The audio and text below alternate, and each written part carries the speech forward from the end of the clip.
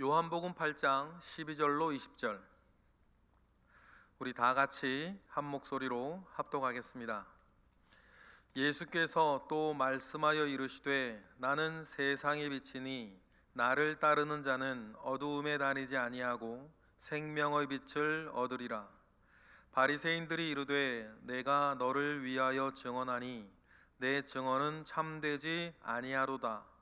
예수께서 대답하여 이르시되 내가 나를 위하여 증언하여도 내 증언이 참되니 나는 내가 어디서 오며 어디로 가는 것을 알거니와 너희는 내가 어디서 오며 어디로 가는 것을 알지 못하느니라. 너희는 육체를 따라 판단하나 나는 아무도 판단하지 아니하노라. 만일 내가 판단하여도 내 판단이 참되니 이는 내가 혼자 있는 것이 아니요 나를 보내시니가 나와 함께 계심이라. 너희 율법에도 두 사람의 증언이 참되다 기록되었으니 내가 나를 위하여 증언하는 자가 되고 나를 보내신 아버지도 나를 위하여 증언하시느니라. 이에 그들이 묻되 내 아버지가 어디 있느냐? 예수께서 대답하시되 너희는 나를 알지 못하고 내 아버지도 알지 못하는도다. 나를 알았더라면 내 아버지도 알았으리라. 이 말씀은 성전에서 가르치실 때에 헌금함 앞에서 하셨으나 잡는 사람이 없으니 이는 그의 때가 아직 이르지 아니하였음이로라. 아멘. 오늘 우리가 읽은 요한복음 8장 말씀도 초막절에 예수님께서 예루살렘에 가셨던 그때 일들을 배경으로 하고 있어요.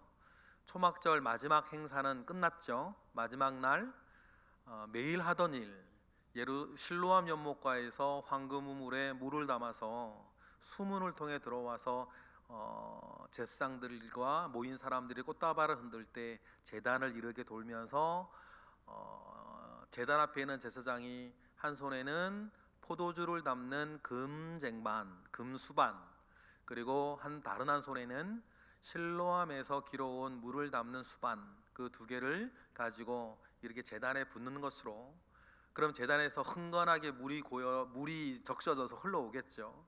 그것을 통해서 초막절, 그 중에서도 광야에서 모세가 반석에서 지팡이를 쳐서 물을 냈던 것을 기념하는 초막절의 참 의미 있는 행사를 그렇게 하고 매일매일 했었죠. 7일 동안. 그리고는 마지막 날에는 그것을 7번 반복하지 않았습니까?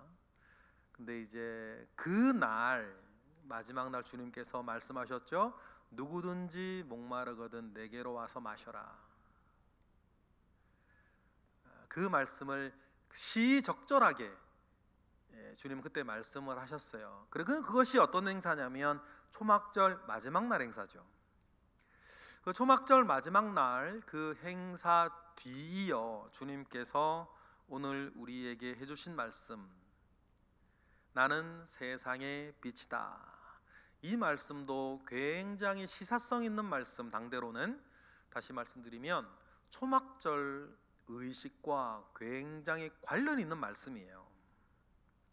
요한복음에는 주님께서 정말 그때 주변에 있는 사람들이 가장 잘 이해할 수 있는 도구, 소품을 가지고 주님께서 에고 에임이 나는 무엇이다 라고 이야기하시는 내용들이 요한복음에는 되게 많이 나와요. 그래서 요한복음을 구조적으로 어떤 구조를 가지고 있냐, 신학자들 중에서 요한복음의 구조를 헤아릴 때에 에고 에임이 나는 무엇이다 라고 선언하시는 예수님의 7번의 말씀을 통해서 요한복음의 구조를 설명하는 사람들도 있거든요. 우리가 잘 아는 것이 뭡니까? 오병이어의 기적, 떡을 가지고 기적을 일으켰을 때는 뭐라 그러셨어요? 나는 생명의 떡이니, 나는 하늘로부터 내려온 떡이니 라고 말씀하시면서 오병이어의 기적을 경험하였던 그 사람들이 예수님이 누구신지, 생명의 떡, 영생을 주는 하늘로부터 내려온 떡이라는 것을 말씀을 그렇게 하셨던 것이죠. 정말 그 사람들 피부에 짝짝짝 와닿는 말씀이시고, 좀 전에 말씀드렸던 것처럼 수전절에 물 깃는 예식을 가지고서라도 말씀하셨죠. 나는 나를 믿는 자는 성경의 이름과 같이 그 배에서 생수의 강이 흘러날 것이다 라고 말씀하시면서 나는 생명의 물이라고 말씀을 또 하시기도 하셨어요. 그리고 오늘 말씀도 마찬가지죠. 나는 세상의 빛이다. 12절 말씀 아닙니까? 우리 12절 말씀 읽어보겠습니다. 시작. 예수께서 또 말씀하여 이르시되 나는 세상의 빛이니 나를 따르는 자는 어두움에 다니지 아니하고 생명의 빛을 얻으리라. 여러분, 이때 소품으로 쓰여졌던 그 물건들을 여러분 생각하시면서 예수님은 나에게 누구신가? 예수님은 나에게 누구셔야 하는가? 여러분, 예수님에 더 가까이 나가가셨으면 좋겠어요. 나는 생명의 떡이다, 하늘로부터 내려온 떡이다라고 했을 때 이 레헴, 이 떡이나 빵이 우리로는 밥이 나에게 무엇일까를 상상하고 묵상하면서, 그렇구나, 예수님은 나에게 그 밥과 같은 분이로구나. 그러나 이 밥을 먹는 자는 6시간이 지나면 또 다른 밥을 먹어야 하나? 예수님이 주시는 예수님의 살과 피를 먹는 자는 영원히 배고프지 아니할. 이게 무슨 말인가? 우리가 내 삶과 내 자신의 영혼에 대비하여서 예수님이 나에게 누구신가, 누구셔야 하는가? 오늘 본문도 마찬가지시겠죠? 나는 세상의 빛이라 라고 했을 때 여러분, 빛을 생각해 보는 거예요. 정전이 됐을 때, 아무 빛 하나 없는 산속에 있을 때, 깜깜한 창고에 들어갔을 때 더듬더듬 빛을 찾던 여러분의 경험들이 있으시잖아요. 작은 빛이라도 빛 하나 있으면 어디로 가야 될 줄 알고, 어디에 무엇이 있는 줄 알고, 어디로 나가야 되는 줄 알고, 어디로 들어가야 되는 줄 알겠는데 도무지 알지 못하고 깜깜한 그 암흑 속을 더듬더듬 해야 했던 여러분, 그때를 생각해 보시고, 내 인생이 그렇고 내 생명이 그렇고 내 지금 삶이 그럴 때에 주님은 우리에게 말씀하시는 거 아닙니까? 나는 세상의 빛이라. 나는 너의 빛이라. 나는 너의 영혼의 빛이고, 나는 너의 인생의 빛이고, 나는 세상의 빛이라. 여러분, 빛 대신 우리 주 예수 그리스도를 바라보며 여러분 나아가시는 저와 여러분 되시기를 주님의 이름으로 축복합니다. 이 말씀이 왜 또 초막절과 관련된 그 말씀인가? 20절에 이렇게 나와 있어요. 이 말씀 어디서 하셨다? 헌금함 앞에서 하셨다. 20절 읽어보시겠습니다. 시작. 이 말씀은 성전에서 가르치실 때에 헌금함 앞에서 하셨다. 이 말이 왜 있을까요? 헌금함 앞에서 하셨던 게 굉장히 요한 입장에서는 중요하게 기록될 만한 일이었다는 거죠. 헌금함 앞에서 하셨다라고 밝히는 이유는 이 헌금함이 어디 있냐? 성전의 앞들, 그 중에서 여인의 뜰에 있었어요. 그러면 성전의 여인의 뜰에는 뭐가 있냐면 4개의 우뚝 솟은 기둥 4개가 있지 않았습니까? 4개의 높이 솟는 기둥이 4개가 있었는데, 그 기둥에는 말이죠, 이게 있었어요. 기둥마다 황금으로 된 큰 기름 담는 큰 주발이 있었죠. 그리고 초막절이 되면 거기에 기름을 채워요. 그리고는 1년 동안 제사장들이 성전에서 일할 때 입던 속옷과 허리띠들 있잖아요. 그것을 그 기름에 담아놓고 심지로 삼아요. 그리고 뭐를 붙여요? 초막절 내내 불을 붙이는 거예요. 그러면 여러분, 지금처럼 가로등이나 전기나 이런 것들이 밝게 있는 시대가 아니지 않습니까? 그런데 초막절에는요, 아마 이게 불기둥을 상징했던 것 같아요. 제가 제 상상이에요. 이게 왜 그랬을까? 그 이스라엘 당대 사람들, 성경에 나오는 얘기는 아닌데, 아마 초막절을 어떤 날이냐 우리가 생각을 했을 때 광야에서의 40년을 기념하는 것이고, 광야에서 생존하기 위해 정말 중요했던 것이 물이었고, 그래서 물 붓는 예식을 하는 거고, 또 그리고 이 여인의 뜰에 세워둔 4개의 큰 기둥은 아마 그거 같아요. 의미를 담기는 불기둥과 구름기둥으로 자기 자신을 광야 내내 지키셨던 하나님을 기념하는 것 아니겠어요? 낮에는 기둥만 세워놓고 구름기둥이라 생각하는 거고, 밤에는요 그 네 개의 기둥에 뭐를, 제사장들의 속옷과 허리띠를 심지 삼아 그 큰 황금 주발 안에 기름을 담아놓고 초막절 명절 7일 내내 밤이고 낮이고 불을 켜놨는데, 특히 밤에 보세요. 그 높은 기둥 위에 네 개의 큰, 여러분, 불빛이, 그 전기도 없고 가로등도 없는 예루살렘 성과, 또 예루살렘이 여러분 높은 지기, 높은 곳에 있지 않습니까? 그 산 중턱 꼭대기에 있죠. 그러면 밤마다 말이죠, 그것을 바라보는 예루살렘 성 사람들이나 예루살렘 주변의 사람들이 밤에 그렇게 불 밝혀 있는 초막절의 그 네 개의 기둥의 불빛을 보면서 하나님이 우리를 광야에서 그렇게 지키셨던 것도 생각하고, 그 멋진 광경도 생각하고, 우리 그 예루살렘 성이요, 우리 교회 건물하고 비슷한 것이 하나 있었대요. 헤롯이 지은 그 예루살렘 성을 보면, 이제 우리 교회처럼, 우리 교회가 안악 스타일을 외면에 붙여가지고 햇볕의 각도에 따라 반짝반짝 빛나는 부분들이 조금 있죠. 근데 우리 교회는 붉은 빛인데, 그 예루살렘 성이 헤롯을 지을 때에는, 헤롯이 예루살렘 성을 지을 때에는, 또 예루살렘 성전도 마찬가지겠죠. 이렇게 흰색이었어요. 그리고는 그 돌면에 뭐 어떤 요세푸스는 황금을 붙였다 이런 얘기도 있는데, 그건 너무 과장된 얘기인 것 같기도 하고. 그런데 헤로디안 양식이라고요. 헤롯은 군사적으로도 매우 뛰어난 사람이었는데, 헤롯이 건축학적으로도 굉장히 뛰어난 사람이었던 것 같아요. 그래서 특별히 헤로디안 양식이라고 하는데, 이 벽돌이 이렇게, 벽을 쌓을 때 벽돌이 있으면, 지금 우리로 따지면 그 네모난 벽돌 양 모서리를 깎아요. 이렇게 벽돌 하나하나마다 네모난 벽돌을 이렇게 주변을 모서리를 깎아 놓으면 홈이 파지겠죠. 그것으로 이렇게 성을 쌓으면 보기에도 멋있는데, 어떤 효과가 있냐면 햇빛의 각도에 따라 다른 곳이 반짝반짝거리는 거예요. 각에 따라.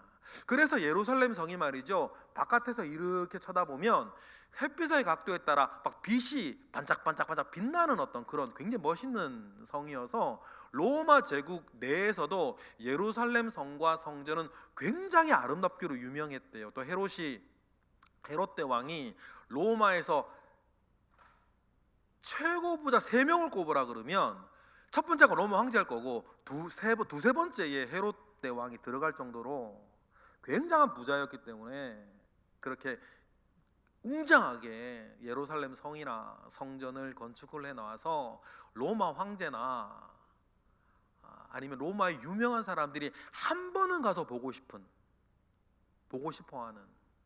그래서 로마 1대 황제가 아우구스투스인데, 아우구스투스는 몸도 약하고 이렇게 튼튼하지도 못했고 군사적으로 뛰어나지 못해서, 아우구스투스의 아버지인 유명한 율리어스 시저가 자기 뒤를 이어 이제 로마의 황제가 될 아우구스투스가 너무 약하니까 어릴 때부터 아주 출중한 친구이면서 군사적으로 보완을 해줄 사람을 옆에 붙여줬는데, 그 사람이 누구냐, 아그리빠라는 사람이었어요.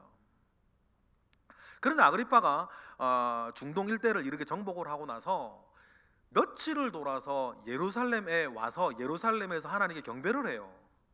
하나님을 믿어서 그런 건 아니고, 그때 유대 대제사장들이 이방인이 성전 안에 들어가서 예배 제사 드리는 것을 반대하겠죠. 유대 대제사장들이, 이런 사람들이 어찌 이방인이 와서 하나님께 예배를 드리냐라고 했는데 막 반대를 하는데, 그때 아그리빠가 말이죠, 뭐 액수는 제가 정확하게 기억은 안 나는데 엄청난 금액을 예루살렘 대제사장들한테 헌금을 해서 이방인임에도 하나님께 나아가서 예배 드릴 수 있는 기회를 한번 얻을 정도였는데, 그때 아그리빠의 소원이 뭐였냐면 예루살렘 성 한번 보는 거, 하나님의 성전 한번 보는 거였어요.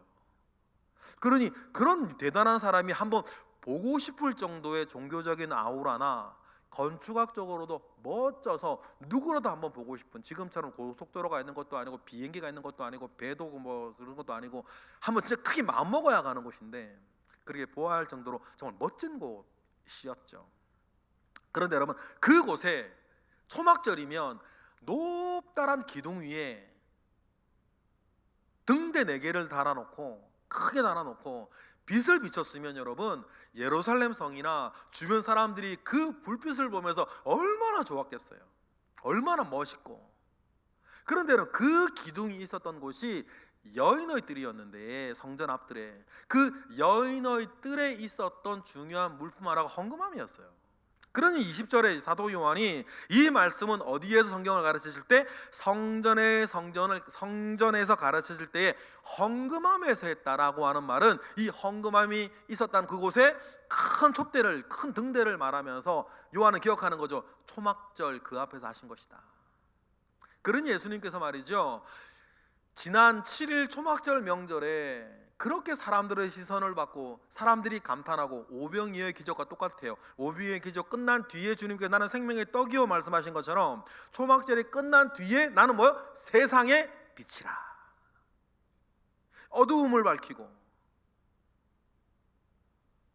이 세상의 모든 사람들 가운데에 진리를 밝히고, 또 초막절 관련돼서 너희를 지키는 불기둥과 같은 나는 세상의 빛이다, 주님께서 말씀을 전하시는 것 아닙니까?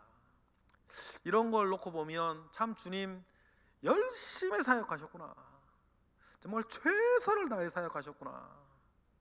어떻게든지 자기가 사는 곳과 나중에 돌아가시는 것도 마찬가지인데, 자기 주변에서 떡이 있으면 떡으로 수가성 여인, 우물이 있으면 우물로, 오병이어 떡이면 떡으로, 초막절에 물 깃는 예식이면 물 깃는 것으로, 불 켜는 것이면 불 켜는 것으로, 그 모든 사람들이 피부에 와닿도록 복음을 알고 구원을 알고 예수 믿고 하나님 알게 하기 위해서 때로는 목숨도 걸고 주변의 모든 것들을 이용해서 그렇게 사역하신 주님 모습 생각하면요, 정말 가슴이 뭉클뭉클해질 때가 있어요. 주님 정말 그렇게 하셨구나. 그러니 나는 세상의 빛이요 라고 하는 이 말씀 한마디도 그냥 하신 게 아니고, 그러한 모든 것들을 생각하셔서 이렇게 말씀하셨던, 최선을 다하셨던 분이셨다라는 것들을 생각을 하면, 정말 우리가 허투루 신앙생활해서는 안 되겠다, 그런 생각 정말 가지게 돼요. 그런데 안타까운 게 뭐예요? 예수님은 그렇게 최선을 다해서 복음을 전하시는데 안 믿는 사람들은 계속 안 믿어. 어떻게 하면 안 믿을까 궁리하는 것 같아요. 그들이 하는 말이 뭐예요? 13절이에요. 그 말을 들었던 바리새인들이 말하죠. 13절 이렇게 얘기를 합니다. 시작. 바리새인들이 이르되 네가 너를 위하여 증언하니 내 증언은 참되지 아니하도다.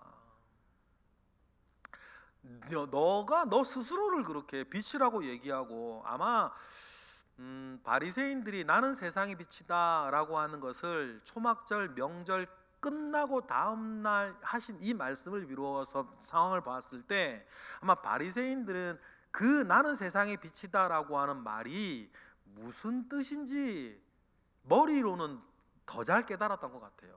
만약 전혀 못 깨달았으면 그래? 하고 지나가면 되는 거 아니에요. 난 하나님의 아들이라 그런 것도 아니고, 내 아버지는 하나님이다 그런 것도 아니고, 나는 세상의 빛이라 그랬거든. 그러면 못 알아들었으면 그래? 하고 가면 되는 거 아니에요. 그런데 이 사람들이 머리로는 그게 무슨 말을 하는지 알았어요. 그러니까 13절에 우리 읽은 것처럼 너가 너를 위해 증언하니 너 증언은 참되지 않다. 주님께 그렇게 말씀하시는 거 아니겠어요? 왜냐하면 그들도 신명기 17장이나 신명기 19장에 나오는 증언이 참되기 위해서 어떠해야 되는지 알았어요. 그때는 꼭 증언이 참되려면 몇 명이 있어야 돼요? 다른 2명이 있어야 되거든요. 그래서 주님도 그걸 아셨죠. 그래서 17절에 뭐라 그러세요? 너희 율법이라 그래서 보실까요? 너희 율법에도 2사람의 증언이 참되다 기록되었다는 것을 주님도 알았어요. 그것을 이용해서 이 바리새인들은 너 혼자 너 스스로에 대해서 나는 세상의 빛이니 세상의 떡이니 세상에 뭐 마르지 않은 샘물이니 그렇게 얘기해봐야 너 혼자 떠드는 건 아무런 효과도 증명도 근거도 될 수 없다. 이렇게 바리새인들은 그렇게 말하면서 주님을 믿지 않았죠. 여기에 대한 주님의 답변은 14절에 뭐라 그러세요? 모르면서도 안 믿는구나, 그렇게 말씀하세요. 그리고 자기의 증언이 나 혼자 말하는 것이 아니라 나의 증언은 율법으로도 참된 이유들을 주님은 다음과 같이 말씀하셨어요. 14절 우리 읽어볼까요? 시작. 예수께서 대답하여 이르시되 내가 나를 위하여 증언하여도 나는 내 증언은 참되다. 왜 그렇습니까? 너희는 모르고, 뭐가 뭔지 모르고 반대하는 것 아니냐. 내가 어디서 오는지, 내가 어디로 가는지. 예를 들어서 이 내가 어디서 왔는지를 영적으로 보면 내가 하늘로부터 내려온 사람인지 너희는 모른다, 그 말이 되고, 육적으로는 또 뭐냐면 너희들이 내가 갈릴리 출신이라고 그리스도 메시아가 아니라며 말하지 않냐. 그런데 예수님은 아시잖아요. 예수님이 갈릴리 출신이 아니에요. 예언되어 있는 것처럼 베들레헴 출신이죠. 우리가 마태복음, 마가복음 이런 데 아는 것처럼, 누가복음에 나오는 것처럼. 그러니 육적으로도 영적으로도 예수님께서 하늘로부터 내려온 분인 건 모르, 니고데모와 대화에서처럼 하늘로부터 내려온 건 너희들이 모를 뿐만 아니라, 근데 예수님이 요거를 바리새인들 앞에 그냥 대놓고 지금 하진 않으세요. 왜냐하면 아직 시간은 필요하니까, 아직 하나님의 때가 아니니까. 영적으로도 그러한데 육적으로도 예수님이 어디서 왔는지 그들은 몰라요. 예수님은 갈릴리 출신이 아니라 어디 출신이에요? 베들레헴 출신이거든요. 그리고 어디로 가는지도 모르죠. 이건 영적으로도 마찬가지. 그러니까 예수님의 말씀 뭐예요? 14절 다시 띄워보실래요? 하반절에 보면 나는 내가 어디서 오며 어디로 가는 것을 알거니와 너희는 내가 어디서 오며 어디로 가는 것을 알지도 못하면서 너희들은 뭐한다? 반대한다. 다시 말하면 덮어놓고 반대한다. 만약에 내 출신 성분이 문제라고 한다면, 육적으로 내 출신 성분이 만약에 메시아의 조건, 그리스도의 조건이 안 된다고 한다면, 그럼 저 사람 해보지.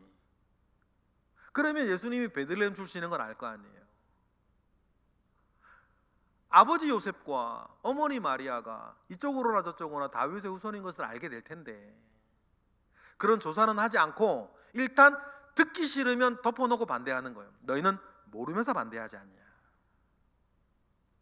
너희들은 그저 눈에 보이는 대로, 더 생각하지 않고 딱 눈에 보이는 대로 단세포적으로 판단하는 사람들이다. 15절에 그래서 이렇게 말씀하시는 거죠. 15절 읽어보겠습니다. 시작.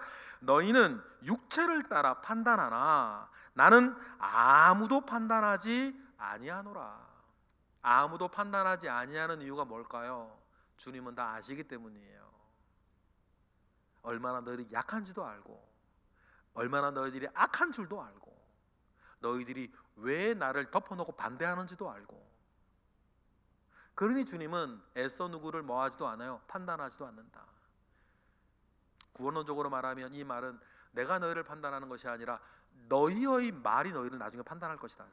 그렇게 주님 말씀하시죠. 이 말은 뭐냐면 믿지 아니하였던 너희들의 언행들이 나중에 심판의 근거가 될 거다. 주님 그렇게 말씀하시는 것도 있죠. 그러니까 주님 말씀하세요. 나는 너희들을 판단하지 않겠다. 만약 내가 판단하여도 나에 대한 나의 판단은 합당한데 왜 그렇습니까? 하나님 아버지께서 나와 함께 하시기 때문이에요. 여러분 그렇습니다. 이사야 42장에 보면, 이사야 42장은 대표적인 이사야서에 나와 있는 메시아적 어떤 메시아 예언인데, 그때 메시아에 대해서 이사야 42장에선 이렇게 얘기를 해요. 6절 7절만 읽어볼까요? 이사야 42장 6절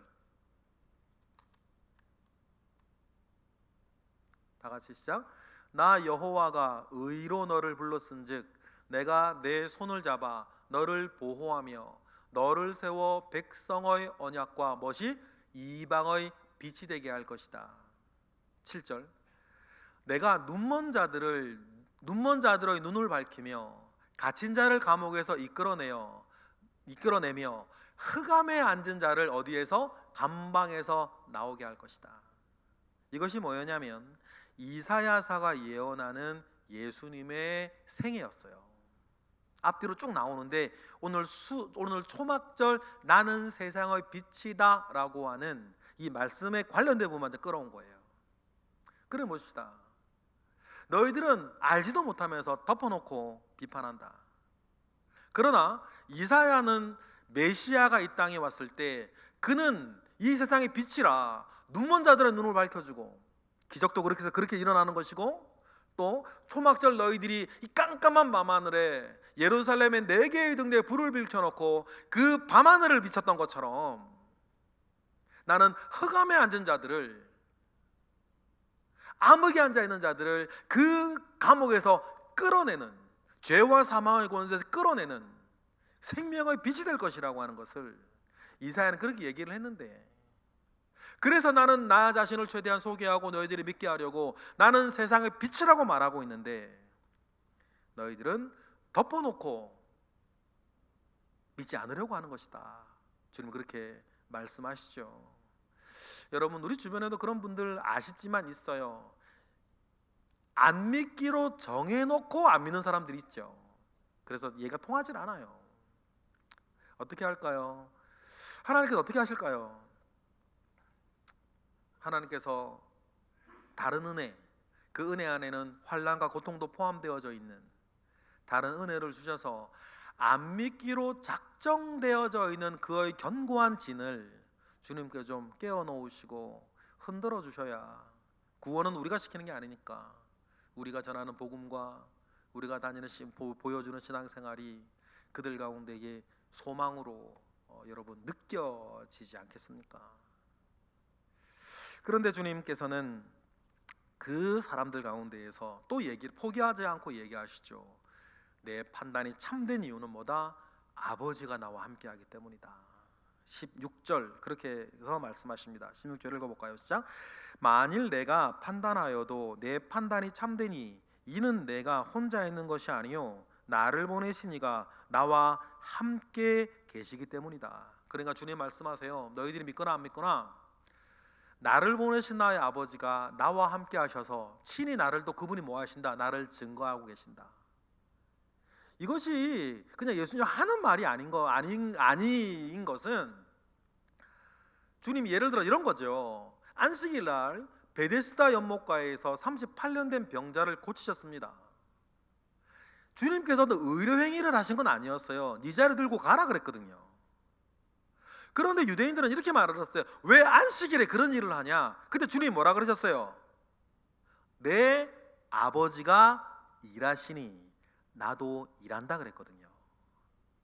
그 말은 뭐냐면 안식일날 병을 고친 것 때문에 너희들이 왈가왈부 말을 하고, 안식일날 하나님이 쉬었고 하나님이 쉬라고 우리 안식일을 명령하셨으니까 우리는 아무것도 안 하고 있는데 왜 당신은 안식일에 자리 들고 가라 그러고 안식일에 병자를 자꾸 고치냐, 자꾸 우리를 미혹하게 하냐, 안식일 자꾸 못 지키도록. 그때 주님 이렇게 말씀하셨어요. 내 아버지가 일하지 않냐? 어느 날에도 안식일에도 내가 그에게 기름을 발라줬냐, 그에게 수술을 했냐, 그에게 약을 줬냐? 나는 그냥 네 자리 들고 가라고 했다. 그러면 그때 그를 고친 이 누구다? 고치는 일을 한 사람은 누구다? 내가 의료행위를 한 건 아니니까 아버지 하나님이 일하신 것 아니냐. 그런 기적들이 예수님 주변에 늘 있었어요. 그러니 주님이 또 말씀하시는 거죠. 나를 증거하시는 이가 나와 함께 있다. 내가 문둥병자 고치기 위해서 어제 약촉에다 그들에게 발라준 거 아니지 않냐. 나는 그저 제사장에 가서 네 몸을 보이라고 말을 했다. 그러면 가는 길에 그를 고친 건 누구예요? 하나님이시지. 그러면 하나님께서 나를 뭐 하는 것이다? 나를 위해 일하시는 것이고 나를 그렇게 기적을 통해 증거해 주시지 않냐.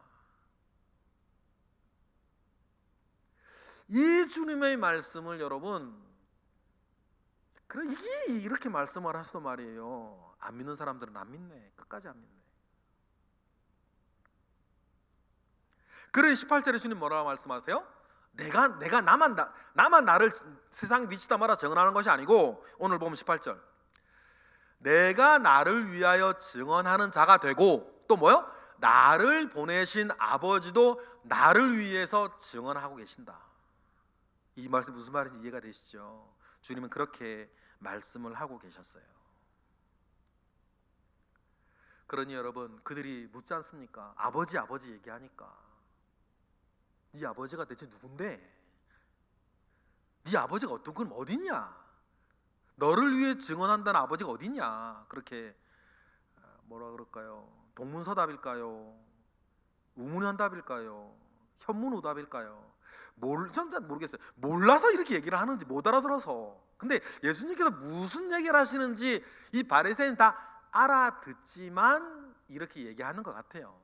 뭐라 그러십니까? 뭐라 그럽니까? 그 바리새인들이 19절 다 같이 시작. 이에 그들이 묻되 내 아버지가 어디 있느냐? 그럼 네가 너를 증언한다고 하는 네 아버지 대체 어디 있냐? 이거 굉장히 영적인 말씀인데 이 사람들이 못 알아듣고 이렇게 얘기를 하는지 글쎄요. 알아듣는데 계속 쏘아붙이려고 이렇게 얘기하는지는 모르겠어요. 근데 어쨌든 그렇게 말하니까 그들이 하는 말은 일단 이래요. 그러면 네 아버지가 어디 있냐? 너를 증언한다는. 그때 주님이 중요한 말씀을 하세요. 매우 중요한 말씀을 하세요. 예수께서 읽어볼까요? 시작. 예수께서 대답하시되 너희는 나를 알지 못하고 내 아버지도 알지 못하는도다. 나를 알았더라면 내 아버지가 누군지도 알았을 것이다. 여러분, 이게 말씀이 무슨 말인지 우리는 이해하죠? 이해하시죠? 이거 무슨 말인지 못 알아듣으시는 분은 지금 제 설교 안 들으신 분이고 요한복음서 안 하시는 분이에요. 이 19절 말씀, 내가 말로 어떻게 표현은 못하겠지만 이게 무슨 말씀인지 가슴에 와 닿으셔야 됩니다. 요한 1서 4장 요한복음 말씀이 무슨 말씀인가 궁금하실 때는요, 저는 늘 찾아보는 말씀 성경이 있어요. 뭐냐면 요한 1서예요. 여러분 마찬가지인데요, 요한복음 말씀을 읽고 이게 무슨 말일까 궁금하시면 전 다른 거 주석책 다른 책 잘 보지 않아요. 요한복음 말씀이 무엇인가 궁금하면요, 제가 꼭 찾아보는 말씀이 있는데 요한 1, 2, 3서예요. 마치 요한 1, 2, 3서는요 요한복음의 주석책 같아요. 그럼 주님께서 19절에 하신 말, 너희들이 나를 알지 못하니 내 아버지도 알지 못한다 라고 하는 말씀을요, 요한 1서는 이렇게 주석을 달아줘요. 4장 6절 읽어볼까요? 시작. 우리는 하나님께 속하였으니 하나님을 아는 자는 우리의 말을 듣고 하나님께 속하지 아니한 자는 우리의 말을 듣지 아니하나니 진리의 영과 미혹의 영을 이로써 구별하느니라. 보십시다. 주님 이렇게 말씀하셨어요. 너희는 나를 알지 못하니 내 아버지도 알지 못하고, 너희가 만약에 내 아버지를 알거나 나를 알았더라면 내 아버지가 누군지도 알았을 것이다. 그런데 요한 1서는 이렇게 얘기를 하는 거죠. 너희들이 아버지께 속한 자라면 내 말이 들릴 거다. 여러분, 이 말을 지금 주님 앞에 듣고 있는 사람들, 예수님이 얘기하는 사람들은 여러분 헤롯 안티바가 아닙니다. 로마의 사람들이 아니에요. 에도민이 아니지 않습니까? 두로 시돈 사람이 아니에요. 유대인들이에요. 유대인들 중에서 누구예요? 바리새인들이에요. 바리새인들이 누굽니까? 회당에 있는 성경교사들이에요.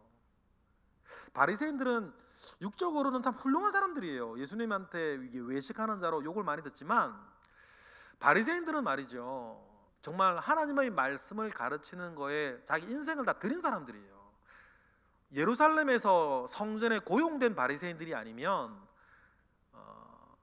마을 회당에서 아이들한테 글 가르쳐주고 마을 사람들한테 하나님 말씀 가르쳐주며 살던 사람들이 바리새인들이었는데, 바리새인들은 월급이 없었어요. 그런데 하루 종일 성경 가르쳐야 했어요. 그러니까 바리새인들은요 굉장히 가난한 사람들이었어요. 스스로 결정했죠. 그렇게 살기로. 그렇게 가난을 선택하고, 그래서 사람들이 바리새인들을 그렇게 존경했던 거예요. 그런데 여러분, 그렇게 희생하며 헌신하며 고생하는 것보다 더 중요한 게 뭐예요? 하나님께 속한 자가 돼야지.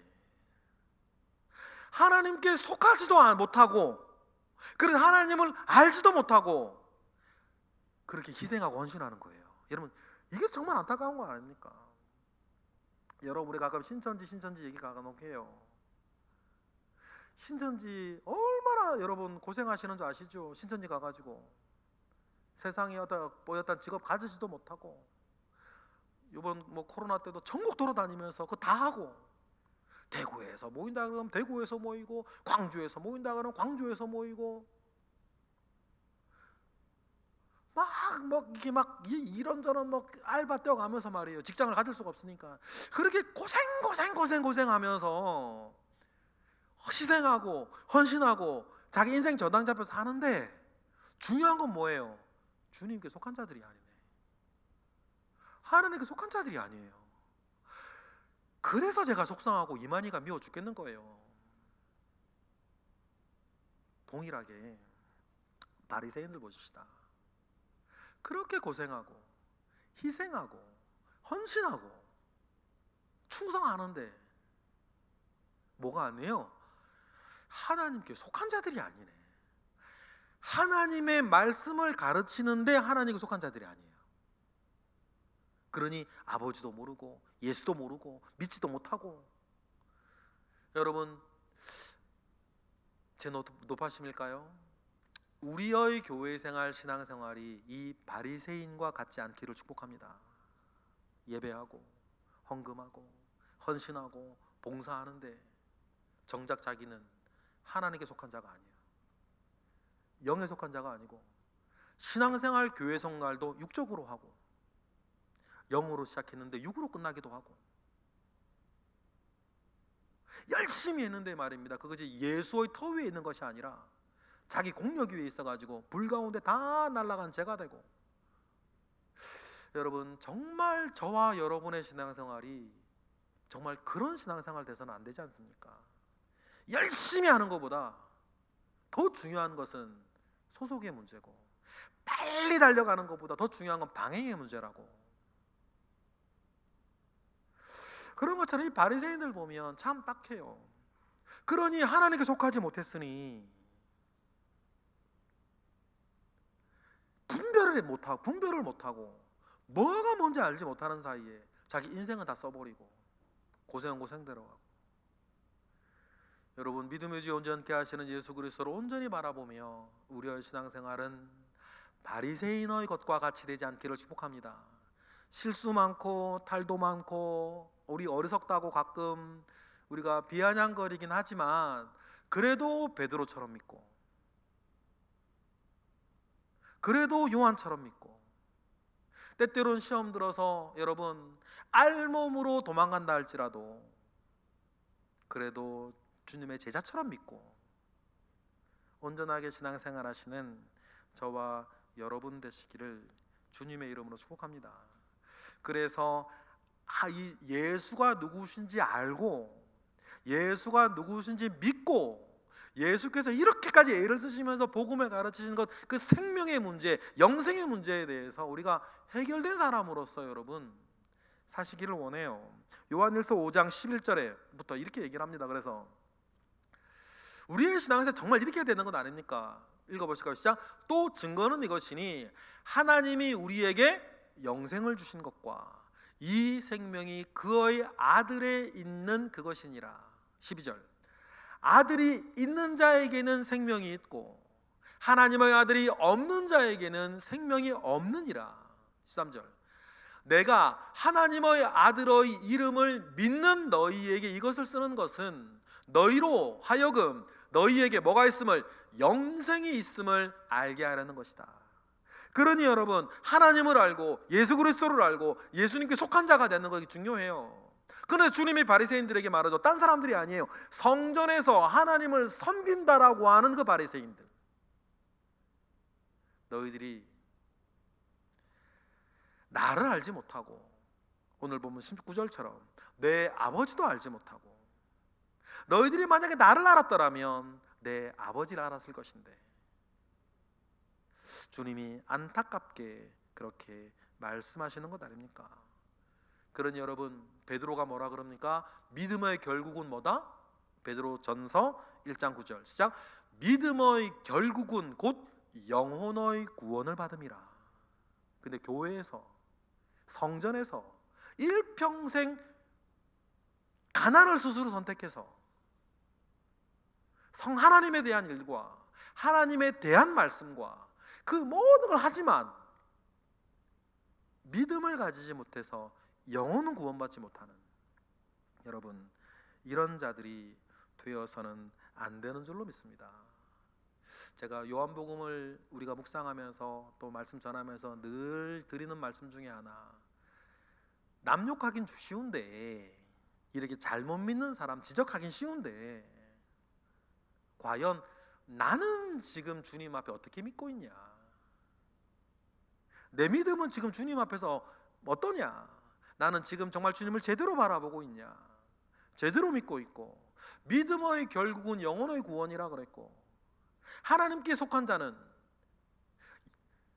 미혹되지 아니하고 진리를 분별하며 무엇이 무엇인지 잘 깨달으며 정말 영적인 어떤 생활 속에 영혼을 바라보며 살고 있다고 하는데, 과연 그러면 내 신앙생활은 지금 어떻게 되어 있냐? 여러분, 우리 스스로를 돌아봐야 할 줄로 믿습니다. 우리 끝으로 요한복음 17장 3절 보니까 뭡니까? 영생은 곧 유일하신 참 하나님과 그가 보내신 자 예수 그리스도를 아는 것이다. 주님이 누구신지, 하나님이 누구신지, 이 모든 일들 가운데에서 나는 지금 예수를 어떻게 알고 어떻게 믿고 어떻게 살고 있는지, 이렇게 최선을 다해 사역하시는 주님의 말씀 앞에 나를 세우고 우리의 믿음을 다시 한번 저 깊숙한 곳에서부터 다시 점검하시고 다시 확인하시고, 최선을 다하시는 주님과 주님의 그 복음이 우리에게 목적하는 그 바와 발을 따라 여러분 주님의 길을 잘 따라가시는 저와 여러분 되시기를 주님의 이름으로 축복합니다. 주님은 세상의 빛이고 내 인생의 빛인 줄 믿습니다. 기도하겠습니다. 할렐루야. 하나님, 감사와 영광 올려드립니다. 하나님 아버지로부터 말미암아 오는 선한 은혜와 능력이 우리 가운데 있습니다. 주여 함께 하시고 주여 역사하시어서 가장 귀하고 선한 것으로 우리를 인도하시고 우리에게 생명을 주시되 영원한 생명을 주시고, 짧은 이 세상 가운데 우리가 모든 것을 걸지 않고 하나님 아버지 앞에서 부유한 자 되기 위해서 살기 원하는 우리의 믿음을 주님 기억하시고 우리를 온전케 하시옵소서. 예수 그리스도의 이름으로 기도드렸나이다. 아멘.